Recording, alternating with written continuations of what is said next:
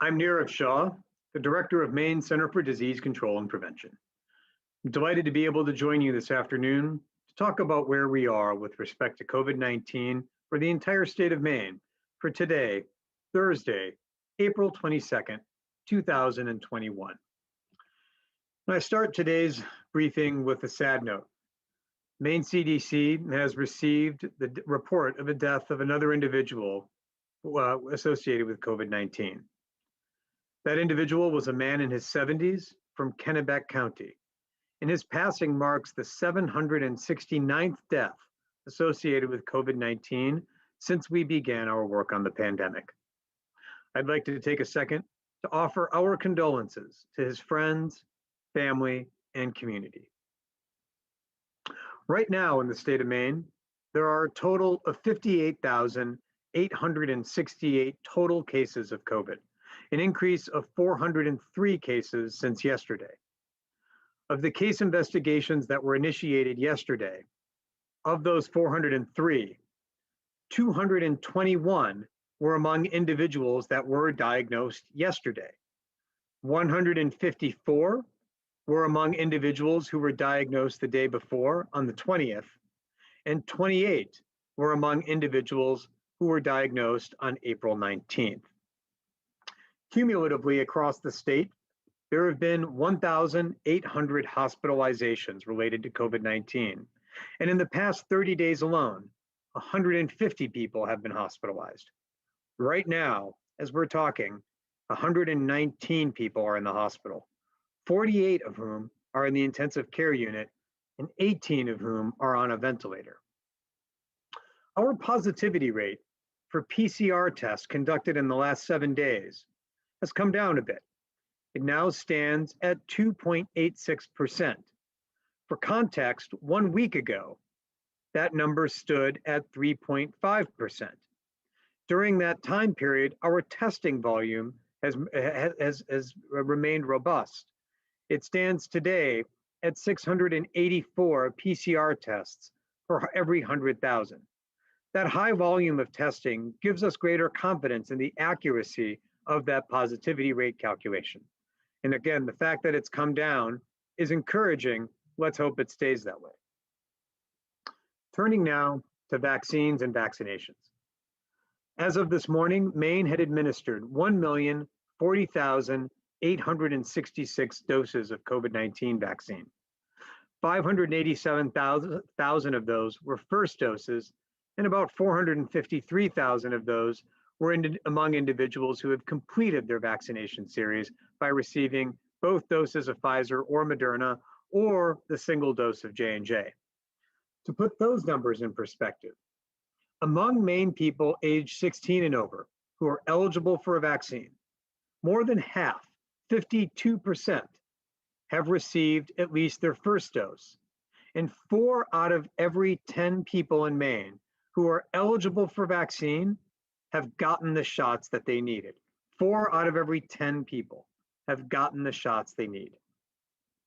Now, I wanted to take a moment to provide an update around something we talked a bit about on Tuesday, which are so-called breakthrough cases. A breakthrough case is an individual who has been diagnosed with COVID-19 more than 14 days after after they are fully vaccinated. And being fully vaccinated means that more than 14 days have elapsed since you got your second dose of Pfizer or Moderna, or 14 days after your single dose of J&J vaccine. We talked a bit about those on Tuesday, and I wanted to provide an update as well as some context. As of right now, there are now 109 breakthrough cases associated with COVID-19 vaccines.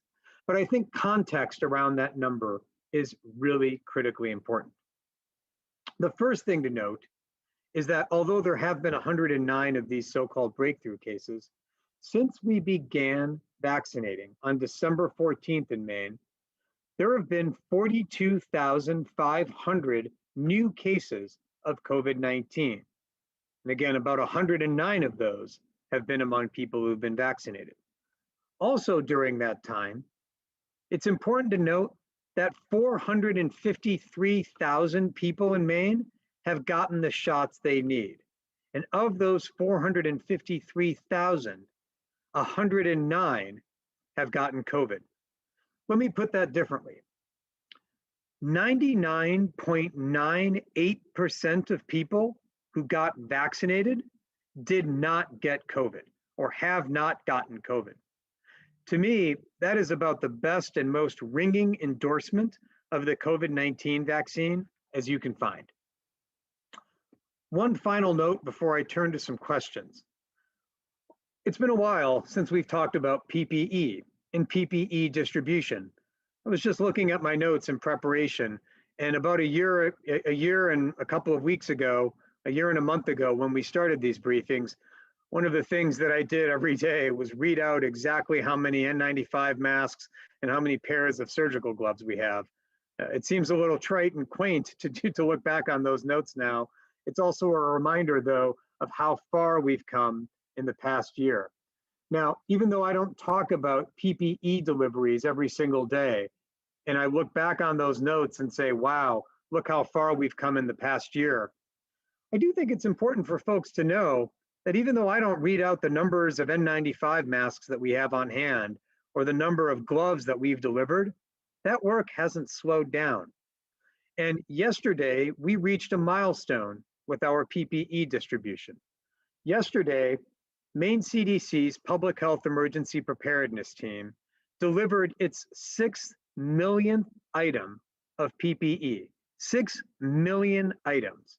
Now, we began delivering PPE in January of 2020, so about 15 months ago, and well before we even had our first case. We haven't stopped or slowed down since then. And again, we've hit our 6th millionth piece of PPE that we've delivered to healthcare providers, EMS clinicians, nursing homes across the state. Again, just want to take a second to thank the entire team at Maine CDC's Public Health Emergency Preparedness Program. They've been working in concert with colleagues at the National Guard and the Department of Transportation to keep getting PPE to people who need it on the front lines. So with that, I'd like to turn to some questions for the afternoon. The first question for the day goes to Morgan from WABI. Hi, Dr. Shaw. How are you today? I'm doing well. Thank you, Morgan.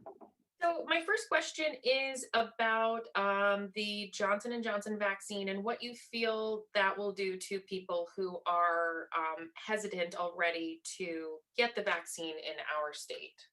Yep, Morgan, this has been a concern. The pause that's put into effect has had a concern associated with it that it may generate even more hesitancy around that particular vaccine. There are two important points to make, Morgan. The first is that the pause that was put into place and is now being discussed and evaluated with even more scientific rigor tomorrow. This is evidence of the safety system that we have in the United States. This is evidence of it working.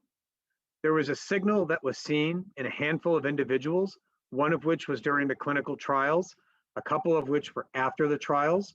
And because of that signal, things were put on hold so that scientists could continue evaluating, and those same scientists and experts will meet again tomorrow to evaluate that. This is exactly what we should ask of a safety system. It sees something and it says something. That's what we've got. The other thing that I would note, Morgan, is that there have been some surveys that have been done since the pause was put into effect, asking people what they thought of it and whether it shook or altered their confidence in the J&J vaccine. One of those was done by the de Beaumont Foundation, a well-respected public health foundation. And they found that about 76% of people, after learning about the pause and what led to it, found that it was the right thing to do and that it didn't alter their confidence in the J&J vaccine. Now, only time will tell what ultimately happens, but I think that early survey data suggests that, as we've done before, we talk to folks straight and honestly about what's going on. We don't necessarily run into a wall with hesitancy or confidence. And I've heard of some cases of younger people who had issues with the Johnson & Johnson going to their medical providers, not in Maine, but other places. and their medical providers weren't convinced of their symptoms so much when it came to, let's say, the blood clots, whatnot. I guess my question is, if you're feeling something is not right, when you go to your healthcare provider, should you feel confident that they are going to, look at every avenue possible if you've had the vaccine? You should feel confident in that. We in Maine have made sure in fact, almost immediately after the pause was put into place last Tuesday, one of the first things we did was draft up a statement, a scientific analysis of what was happening, and send that to healthcare providers across the state of Maine, letting them know what was known at the time by US CDC, and specifically, Morgan, what steps they should take if a patient were to come to them complaining of symptoms that could be associated with the vaccine, and how they should evaluate and approach that patient, what blood tests they should run, how they should, what types of CAT scans to ask for, what types of questions to ask the patient. That was one of the first things we did Tuesday late morning, just a couple of hours after we learned about this. And I think communications like that are instrumental in making sure the medical community is up to speed on what's happening, but also in building confidence among Maine people, such that if they go to the doctor's office, their doctor will know what to do and how to do it in order to take their concerns seriously. Thank you. Mhm. Over to Patrick Whittle next. Thank you very much. A couple things. Is there any update, first of all, regarding where we are with the mobile unit and sort of attempting to use a new model there, since the J&J vaccine is not available? Yeah, Patrick, I'm really glad you asked that. The mobile unit is getting the job done. Our initial planning assumptions for the mobile unit were that it would do 250 to 300 doses a day. Once we saw the team in action, we upwardly revised that to close to 400. But yesterday they did more than 500 doses in one day. Most of those, I'm sorry, not most, about 280 of those were walk-up doses. Folks who did not have an appointment, but for whom going to the Wyndham Mall on their lunch break or before they went and picked their kids up or what have you was the convenient option for them. That's exactly, as you've heard me talk about, the direction we're trying to go with other sites across Maine. But we're really thrilled with the performance of the mobile unit. I'm really, personally, I've had a chance to visit it at each of its stops. I'm going to pop by there on Biddeford on Saturday as well. I've also been really thrilled to see the team come together and really just get this mission done. So Biddeford's up next, starting Saturday morning, and very excited for what they're going to accomplish there. Are there plans for more walk-up options in the future, both via the mobile and elsewhere? Is that sort of the model we're trending toward at the moment? Patrick, there are plans in place. I don't know if it's the model, as you noted, but it is a model. And what I'd like to see happen more, what is happening more, is that sites are building in specific blocks of time during a day, or maybe even in the future, specific days that are unscheduled. So for example, Franklin Memorial Hospital is walk-up right now. That's what works for their community. Other sites, it may be just a few hours, maybe before work, during lunch, after work. Other sites may do it in slightly different ways. We've worked with a number of different locations across the state of Maine to see what might work best for them. But that is a model that I'm encouraging providers and sites to start adopting. I don't think it's the model, but it is a model. And the experience that we've seen in Wyndham this week suggests that it's a model that meets the needs of Maine people where they are. Okay, thank you very much. Over to Marissa, WGME next. Hi, Dr. Shaw. I wanted to go back to vaccine hesitancy for a moment. An analysis by the Kaiser Family Foundation that just came out recently suggests the US could run out of adults who want the vaccine in a matter of weeks, 2 to 4 weeks. Are you seeing any signs of that type of hesitancy here in Maine? Marissa, that's a good question, and I'm glad you raised that. We have not seen that degree of hesitancy. There have been states where that has been what they are encountering. They are shifting their concepts of operation away from large scale sites and EMS clinician clinics, more toward doctors' offices and such, because that one-on-one experience is what they are finding will get the job done. We haven't seen that in Maine, although it's a possibility. What we're seeing continues to be appointments open up, and for the most part, they're snapped up. For example, in Biddeford with the mobile unit, many of those appointments have already been snapped up. Now we're working on how and in what capacity we can do walk-up hours as well. But it's a concern, that degree of confidence or hesitancy creeping in. As we talked about on Tuesday, there are different degrees of folks who are not getting vaccinated. And I think it's important that we not analyze the problem as if it were a monolith. Different folks have different reasons for why they haven't been vaccinated. For some folks, we've got to make it such that vaccines work for their schedule. For other folks, they've got earnest questions, and our job is to provide them honest scientific answers. Other folks are just set against getting the vaccine of any sort. There, we've got more work to do. Maybe their doctor can play a role in that. So we're not saying that hesitancy or a lack of confidence will never materialize here in Maine. It's a possibility. What we're doing is planning for how we talk to different groups to get them on board with vaccinations. Yeah, that was kind of my follow-up question as well, is if we do run into this down the road, does the Maine CDC have a plan for how to address that? We do, and we've already been putting that plan into place. We've got PSAs that are out there. We've got the conversations that we have. From time to time, as you know, I take questions that folks have raised with us to answer them directly. We've got a campaign that's going on social media where folks can pose questions at our Facebook page that we answer, that I answer. And then we're also planning for other types of campaigns. There are, again, two distinct categories of folks that we want to talk to. Some groups are interested in getting a vaccine, but we need to figure out a way to make it work for their busy schedules. That involves telling them how, when, and where they can get a shot and how to find one. Another group are folks that have questions. That's a slightly different conversation, but we can have both of those conversations at the same time. That's where we are right now. Let me turn it over to Megan at WMTW next.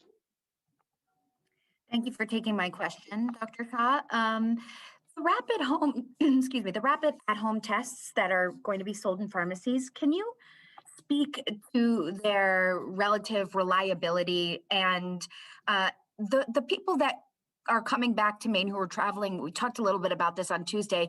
Would you say that the at-home tests are a good option for them, or should it not be an option that they explore? No, Megan, great question. So let's just to level set a bit. What Megan's referring to are a type of test that's already been on the market, but now the FDA, the US FDA, has authorized it to be something that you don't need to get a doctor's note for. You can go into a pharmacy and buy it over the counter, or what's sometimes called behind the counter. Just got to ask for it. You don't need a doctor's note or anything of that nature. It's really easy and straightforward to use. You swab the swab in your nose and you stick it in a cartridge, and then about 13 to 15 minutes later, you've got your result. It's a good option, Megan, and I'm glad you raised it. The test is one that we've already been using in the United States for a while. It goes by the same name called Binax Now. It's called an antigen test. Sometimes I talk about antigen test positivity rates here, for example. It's the same test. They've just amended it a little bit with smaller vials of chemicals rather than the bigger ones that we use in places like schools. It's a good test. It works really well. It works the best if you do it a couple of times. And so if your family is coming back and you find out that you want to make sure you're clear to go before you go back to the office or before you go back to the kids go back to school. It's a great test. It works really well once, but it works particularly well if you run it twice or even more. That's what's called serial testing. You don't necessarily need to limit yourself. You can do it just once and it works really well. But if repeating it a few times is something that's an option for you, the test works even better there. Is there a time frame to which you'd get the best results? So let's say you come back on a Friday, or should you wait a few days before you test? No, so what you should really do, and this kind of goes back to the testing multiple times, the best thing to do is test right when you get back. If you can also, however, test right before you go back to the office or to school, doing it twice improves the odds of getting a right result. So you don't necessarily need to do it twice. That's if you really want to do belt and suspenders. But getting tested right when you come back, that's a great time to do it, whether it's at this take-home test at the pharmacy or at one of our swab and sends. But if you're doing the pharmacy test, you do another one right before you go back to the office, right before the kids go back to school. That increases the accuracy of the results. Thank you. Let me go to Amy Brown next. Thanks, Dr. Shah. Looking back through my records, it looks like this 48 is the highest number of people that have been in the ICU since sometime in around mid to late January, when numbers started falling again. Is it proportionate to the number of cases? Like, is it sort of the same percentage of positive cases as we've had all along, or is the number of people being hospitalized changing in terms of the percentage of people with COVID? Yeah, that's I like that. Thanks, Amy. That's something that we've been thinking about. So you are correct. The number of ICU admissions right now is higher than it's been in recent months, and there has been a bit of parity between the number of cases we have per day and hospitalization rates. And that relationship has largely held steady, but I will say in the past 8 or 9 days, that curve has shifted a little bit. As you'll recall, Amy, about 8 or 9 days ago, we were having largely the same number of cases, maybe just a hair fewer, and we had about 75 to 80 hospitalizations. Now our case numbers have increased a bit, but our hospitalizations have gone up, and we're now regularly above 100, as you saw today, 109. So that proportion has gone up. That's of concern. We have looked into what's going on. Is it concentrated or is it dispersed? There is a bit of concentration in Androscoggin County and Kennebec County as two areas that are seeing higher than average hospitalizations, but otherwise it's generally dispersed across the state. So that sort of tells us by implication, Amy, that the virus is everywhere. We're not necessarily seeing this as a byproduct of what I've called focal outbreaks, but rather community transmission happening across the state. And is there any change in the age ranges of those who are hospitalized? Can you say anything about like the range of people who are hospitalized currently at their ages? Yes, absolutely. So if you take a look back, if you zoom back to, let's say, December of 2020, right before vaccination started, the average age of people hospitalized in Maine back in December of 2020 was 74. Now it's fallen to about 65. Now that may not seem like a lot, but that's the average. That means that half of the people who are hospitalized now are under the age of 65, 66. Back before then, back in December, that age range was much higher. So that's a relatively pronounced fall in the average age of folks who are in the hospital. It won't surprise you to learn that much of that is because younger folks are being hospitalized. Now, not in significant numbers. Younger folks, although they are hospitalized more relative to everybody who's hospitalized, the rate still is low. That's a good thing. But we are seeing more and more people who are accounting for, more and more young people who are accounting for hospitalizations every single day in Maine. Okay, thanks. And back to breakthrough cases again.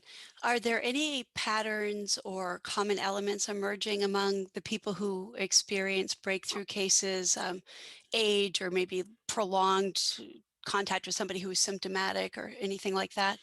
No, it's a good question, Amy. Not in particular. We haven't determined that there was anything epidemiologically, like you noted, their type of exposure, where they were exposed. Haven't noticed any commonalities, nor have we seen strong patterns as it relates to age or anything of that nature. You might hypothesize that as one gets older, their immune response may not be as robust, but we haven't seen a strong pattern along those lines yet. So, we are looking at that. It's the exact right question to ask. We haven't seen anything emerge. At the same time, and this is a good side of that story, with only 109 breakthrough cases, that's not a large sample in which to really detect trends or anything. The US CDC looking at it overall, though, big picture across the country with the breakthrough cases at all? That's my understanding. There have been over 5,000 breakthrough cases reported nationwide. And again, even there, I haven't seen any rigorous or formal analysis looking for defined trends yet. But as they accumulate more nationwide, it's only a matter of time before the CDC publishes something. Okay, great. Thank you. Yep, thanks, Amy. Over to Emily at the Sun Journal. Hi, good afternoon, Dr. Shah. So my first question, I want to focus on Androscoggin County. And like you noted, the positivity rate continues to be high. And I think it's worth asking again, what do you believe is driving this high positivity rate in Androscoggin County? And second, the county also has some of the lowest vaccination rates. And do you see any connection between the two? Yes, as to the latter. You are correct. Right now, if you focus in on the percentage of the population in the county, a county, that has completed or received, completed their vaccination series, either received both shots or the single shot of J&J. Androscoggin County is 16th right now.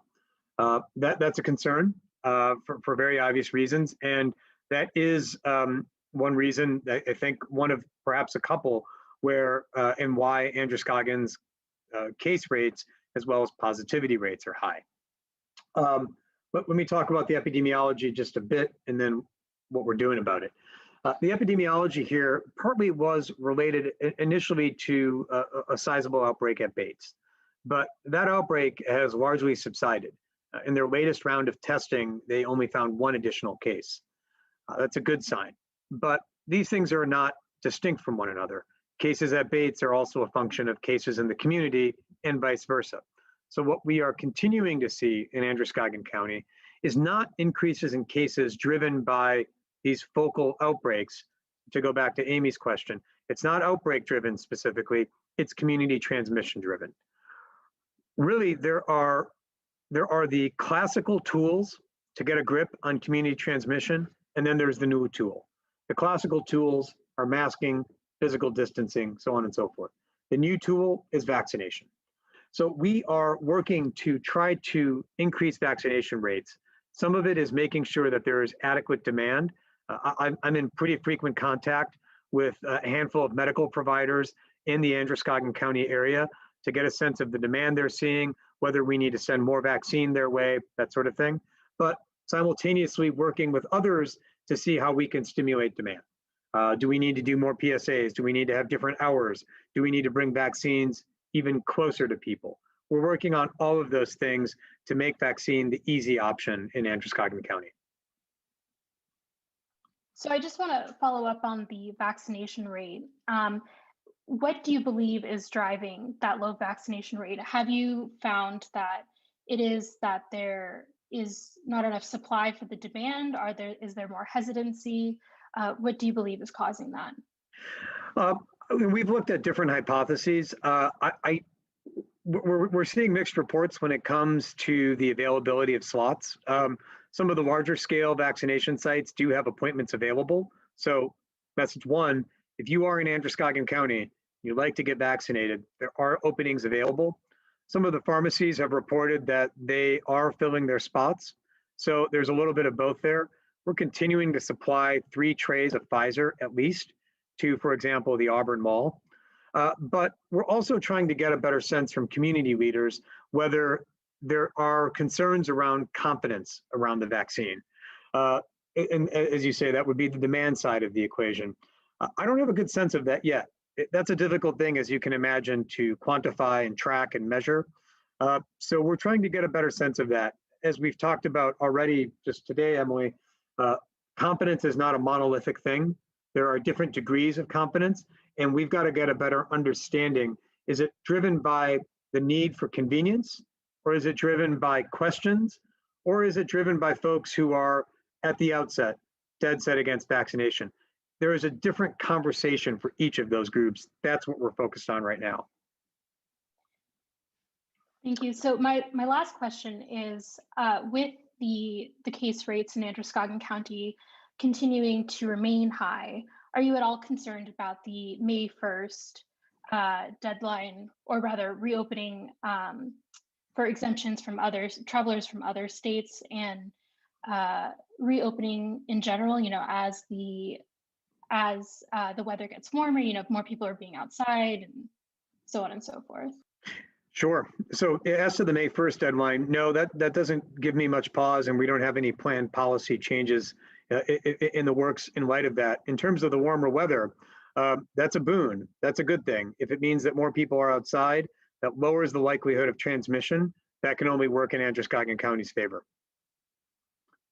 Over to Joe Lawler next. Yes, hi.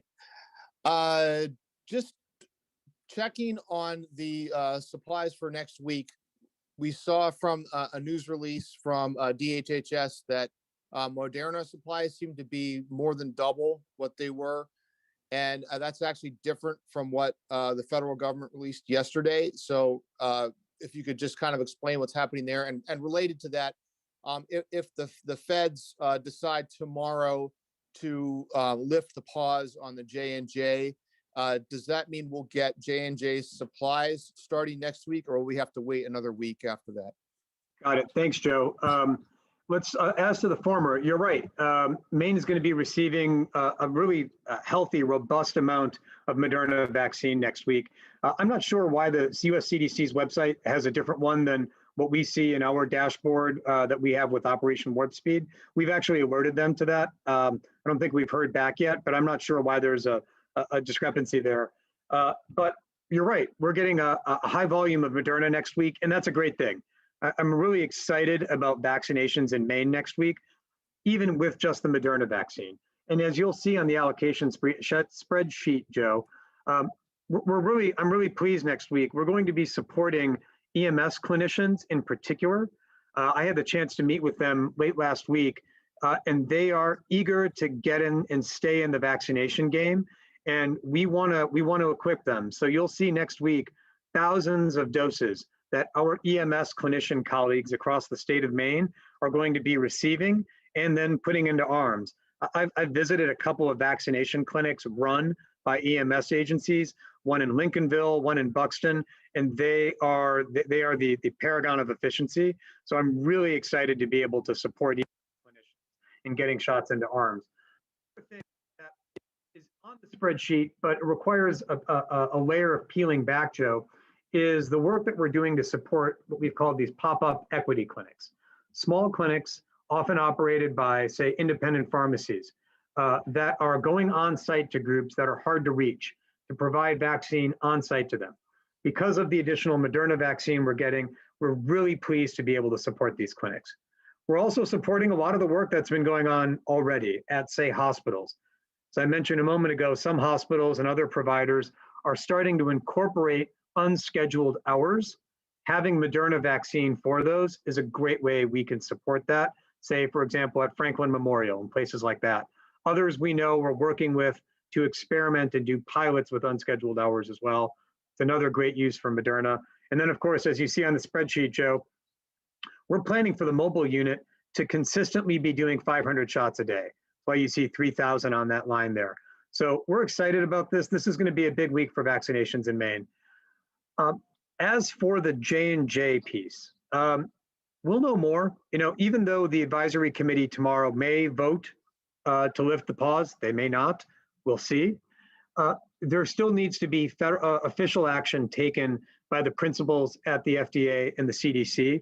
If they officially, in turn, lift the pause, then we at the state level are already preparing to communicate with providers around what that means for them and how quickly they can pivot back to J&J if they've got it on their shelves. Okay. And then I just quickly piggybacking on that, if you could explain the independent pharmacies and what role they will play with Moderna. And then Also, one of the things we did statistically is just took a quick look at the 7-day average of doses administered this week compared to last week, and then backing out the J&J. So just to compare Moderna, Pfizer in those 2 weeks, and there was fewer dose, about a couple thousand doses, maybe 1,500 doses per day less administered in this previous week compared to the 2 weeks ago. And is that a reflection of a softening demand, or is there a way to explain that? Yeah, so Joe, let me start on that piece. I've done that same analysis, and when I ran it, most of what I saw, so there has been a decrease in the number of doses administered per day in Maine on a 7-day average basis. But when I ran the analysis, it was largely explained by not having J&J vaccine. Here's what I mean. The pause came at a time when the volume of J&J vaccine that was coming into the state was quite high, 20,000 doses, and then I forget the exact number the week after. So we were already at a very high point. The pause, of course, last Tuesday froze all of that immediately. And so we went from at a high point administering on a 7-day basis about 18,200 doses per day, now down to about 13,600. That's on an adjusted 7-day basis.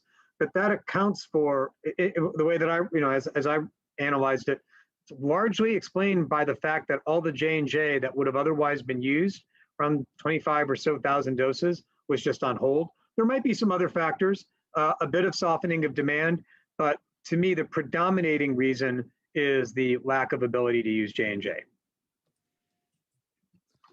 Certainly, there's a lot of factors going on at once, so I'm not discounting the possibility of a little bit of softening of demand, but by my lights, it's really a function of J&J.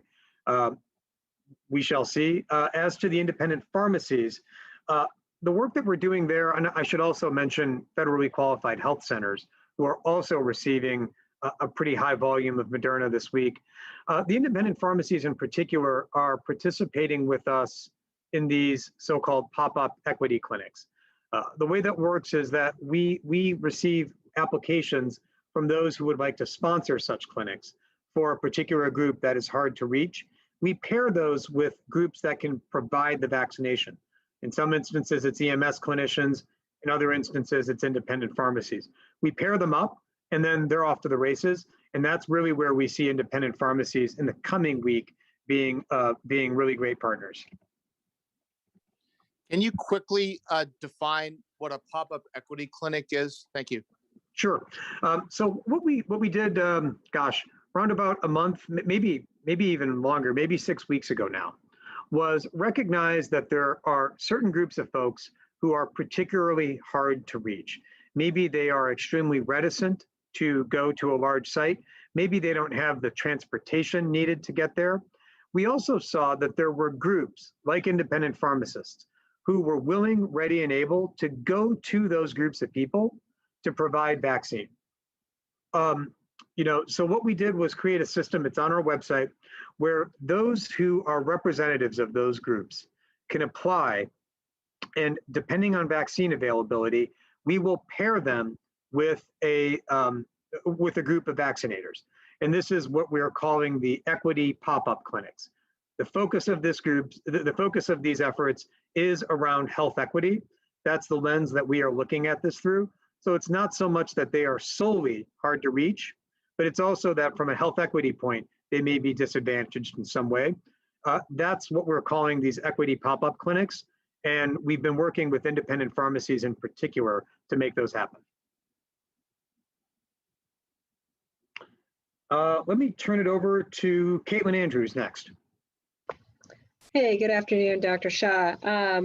Wanted to kind of follow up on a question that Amy Brown had about hospitalization age trends. So even though we're seeing like a little bit more of younger people being hospitalized compared to December, they've still relatively been low populations of them hospitalized, and older Mainers are certainly still predominantly making up that trend. And I'm wondering what you think of that, given that older people are predominantly the ones who are vaccinated in the state. Well, a couple of notes there, Caitlin. It's a mixed bag on the younger folks. So if we go back to, again, September, October, if you look at folks who were in their lower than 50, we'll just take September of 2020. You take a look at folks who are younger than 50, back in September, there were 9 people that month who were hospitalized in that age category. In October, it was only 3. This month, it's 18. So that's again, numerically not a high number, but that's a lot. That's a lot of folks who are younger, on the younger side, who are being hospitalized. Again, it's getting vaccinated is the best way to stay out of the hospital, goes without saying. But in terms of on the older side, although older folks in Maine do account for the higher share of who's been vaccinated, and their rates of being hospitalized have come down, as evidenced by the fall in average hospitalization rates, not every older person in Maine is vaccinated yet. So I think that much of what we're seeing right now in terms of hospitalizations is being driven by the fraction of folks who are not yet vaccinated. What do you think those numbers kind of say about the current pandemic situation in Maine? Tell me a little bit more about where you're going, Caitlin. I guess I'm kind of curious about, with all those factors kind of together, what do you think that kind of says about where we, like, is this something that we could expect given, national trends, like where vaccination efforts are, or is this kind of like unusual to you? I think it is. I don't think it's unusual. I've seen similar data from some other states as well. That is to say, cases trending younger, hospitalization rates trending younger as well. So I don't think it's unusual. The nationwide, generally speaking, older folks were those who were vaccinated first in virtually every state. So I don't think this finding is surprising or unusual. It is concerning because younger folks are being hospitalized, younger folks are in the ICU, but it doesn't strike me as something that was unpredictable or out of the ordinary given what we've seen with COVID so far. That is to say, it affects younger people. Certainly not at the same rate as older people, but it does affect younger people. Mm-hmm. Can you talk a little bit about the differences in how it typically affects younger people versus older people, or what we've seen generally? Yeah, physiologically, it affects them, or medically, in largely the same way. Thankfully, their overall rates of needing to be hospitalized or put in the intensive care unit or put on a ventilator are lower. If you're in your 20s, your likelihood of needing to be on a ventilator is lower than if you're in your 80s and you're unvaccinated. But when it affects people in an aggressive manner, it affects them in the same and in difficult ways. It can cause pretty rapid collapse of your respiratory system. It can necessitate being in an intensive care unit. It can also, and we haven't really talked about this, have these longer term symptoms, what has now been known to be called as long COVID. There's a lot of research going on about what long COVID is, why it happens, who it affects, why it affects them. But younger folks have been affected by it. You only have to pick up or tune into any news outlet these days to listen to younger folks telling their stories about being affected by long COVID. We don't have a good sense of why yet, but there's a lot of research underway to figure that out. Thank you. Thanks, Caitlin. Over to Pat Callahan next. Good afternoon, Dr. Shah. I'm wondering what your latest thinking is on whether being fully vaccinated prevents people from being able to spread COVID to others. Yes, Pat, almost, it seems like every week now, the strength of the evidence suggesting that fully vaccinated people do not pass COVID on to others, the strength of that base of evidence grows stronger and stronger each week. Again, it seems like about once a week, there is a well-done study from somewhere published in a highly reputable medical journal and vetted and peer-reviewed, adding to the sum of what we already knew before.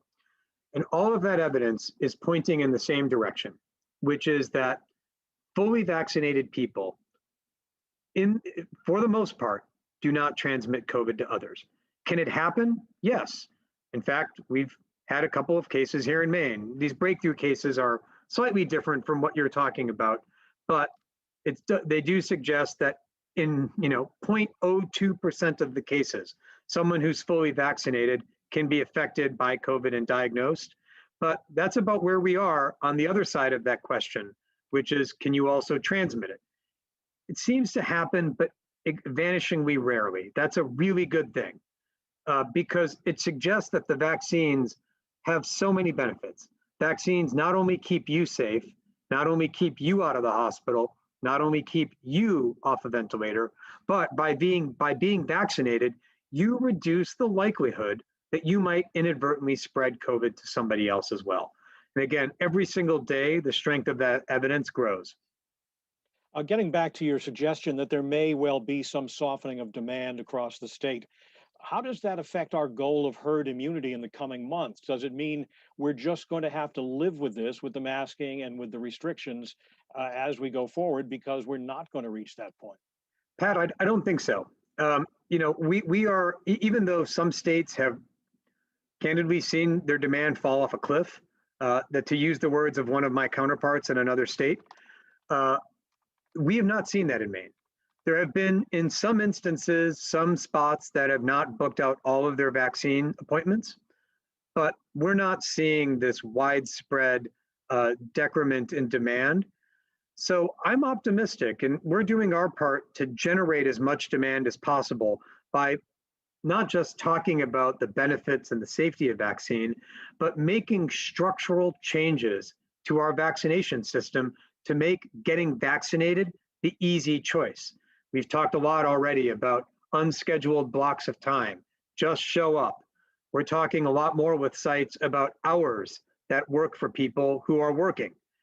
Early morning, later in the day, at lunch, in the evening. So we're talking more about bringing vaccines literally door to door to people. So we're going to do our part to keep those rates up. We want to get to that 75, 85% threshold. And whatever we've got to do, that's what we're committed to doing. Thank you, Dr. Shaw. Thanks, Pat. Last question for the afternoon goes to Robbie Feinberg. Thanks, Dr. Shaw. Just one quick question about the breakthrough cases that you talked about. How severe are these cases? I mean, are people hospitalized? What are they like? Great, thanks, Robbie. I mentioned this on Tuesday. I should have mentioned it again today. Among the other findings, kind of going back to Amy's question about what we're finding and seeing in these cases, I'm glad you raised this.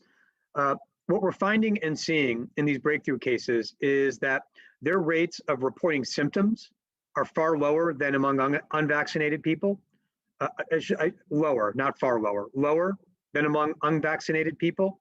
Their rates of hospitalization are lower than among unvaccinated people. And critically, their rates of being critically ill, needing to be in the ICU or needing to be on a ventilator are zero. So again, yet another benefit of being vaccinated. If you happen to be in that 0.02% of people who gets COVID, your likelihood of needing to be severe, your likelihood of having severe disease is zero. Great. Thanks, Dr. Shaw. Thanks, Robbie. One note to close out today on. There have been some questions that I wanted to just address around second doses. I talked a little bit about this on Tuesday, and I wanted to just talk a bit more. There are a couple of questions right now. The first is, for folks who got vaccinated at either by the mobile unit in either Oxford or Windham, you received the Moderna vaccine. How and when are you going to get your second shot? Our plan right now is to swing the mobile unit back to Oxford and to Windham at the right time so you can get your second shots. We've got somebody who is tasked with being in touch with you to communicate with you about how to get your appointment set up. We are intending to, again, swing the mobile unit back around so that you can get your second shot in the same setup, in the same way that you've already seen when your time is there. That's our preference, and that's what we'd like to achieve. At the same time, there may be folks for whom getting that second shot at that time doesn't work. If that doesn't work for you, you have the option of going to another vaccination site for your second shot, but that's not our preference.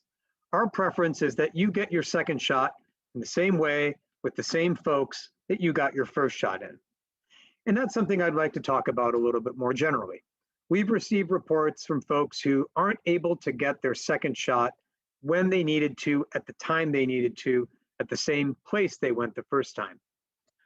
I recommend that when you go somewhere for your vaccine, you make every effort to get your second shot at the schedule that's set, 21 or 28 days, and at the same place that you got your first shot. That's what we recommend, and that's the best way to go about it. It's the best way for you because you know the system, you know where to go, you know how to get there. It's also the best for the site because the way that we ship doses around is that if a place gets 100 doses of Moderna next week, 28 days from now, they're going to get 100 as well for those second doses. That's the way we set the system up. And that's what I recommend you do. But if that doesn't work for you, if you're in that rare group for whom that doesn't work, you can go somewhere else, but it's not our preference. We really urge you to try to get your second shot the same place that you got your first shot in.